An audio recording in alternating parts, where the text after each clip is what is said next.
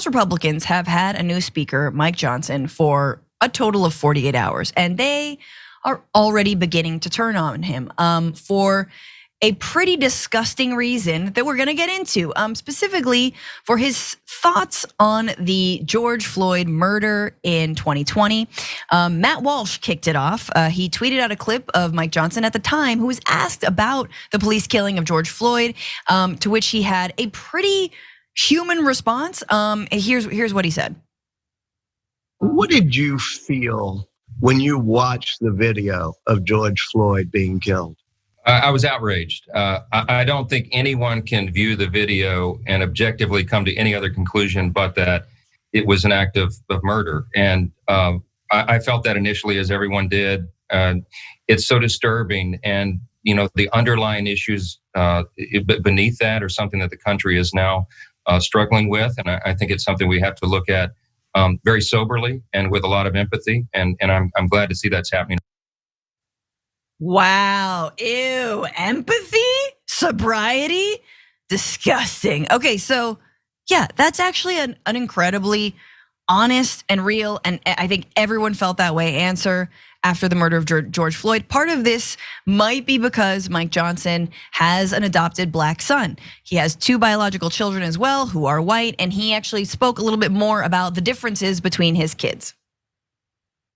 I've thought often through all these ordeals over the last couple of weeks about the difference in the experiences between my 2 14-year-old sons, Michael being a black American and Jack being white, Caucasian. They have different challenges. My son Jack has an easier path. He just does. The interesting thing about both of these kids, Michael and Jack, is they're both handsome, articulate, really talented kids, gifted by God to do lots of things. But the reality is, and no one can tell me otherwise, my son Michael had a harder time than my son Jack is going to have simply because of the color of his skin. And that's a reality. It's an uncomfortable, painful one to acknowledge, but people have to recognize that's a fact.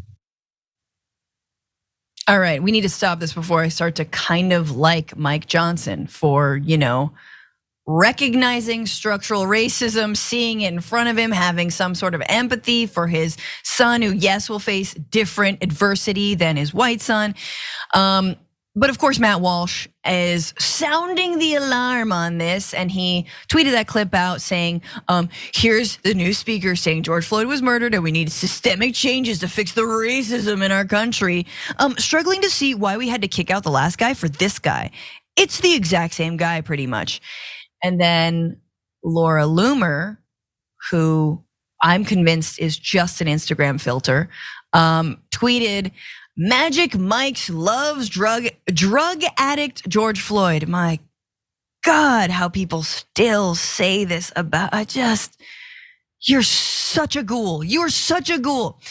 Turns out there's no difference between Magic Mike and Big Mike. Is he an undercover? So wait, Big Mike?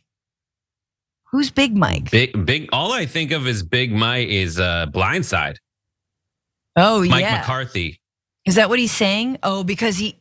Or no, Mike McCarthy's. I went into sports. I went too deep into sports. I don't know. Big Mike.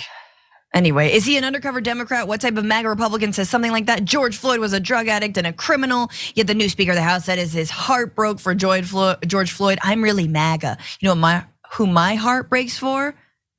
Derek Chauvin, pew, pew, pew, side with the murderer.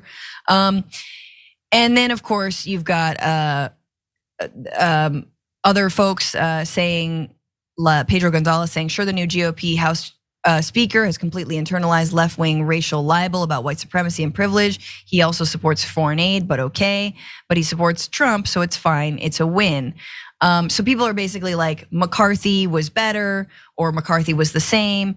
What did McCarthy actually say about George Floyd at the time? Let's take a look. This was his tweet. George Floyd should still be alive today. We can honor his memory by healing our broken communities, by mending racial divides, and by rebuilding America into a more perfect union that we know it should be. Ripping a city and a country apart only deepens the wound. You stupid uppity activists, go back home, go back inside. We've got this, and when I got this, we will do nothing.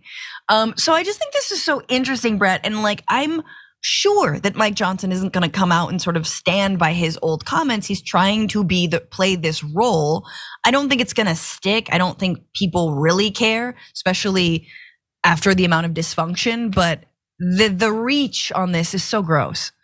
I don't think anyone's going to address it that isn't in like the Laura Loomer slime pit. Yeah. They're just going to cruise right past it. They're going to see. I mean, this is a Matt Walsh like mic check, so to speak, where he's just like, can anyone hear me? And he's seeing if this works. He knows the people in his basement can hear him, but he's trying to get this. But what what in choosing Mike Johnson for the speakership, they really have figured out the perfect thing to do. Just because, I mean, the central casting aspect of this dude, it just never. Every time I look at him, I just think this is exactly who the Republicans kind of always have been: a smooth talking, God loves you, and I'm going to try to champion you. The kind of things that Ted Cruz tries to do, but always comes off as like a real slime ball.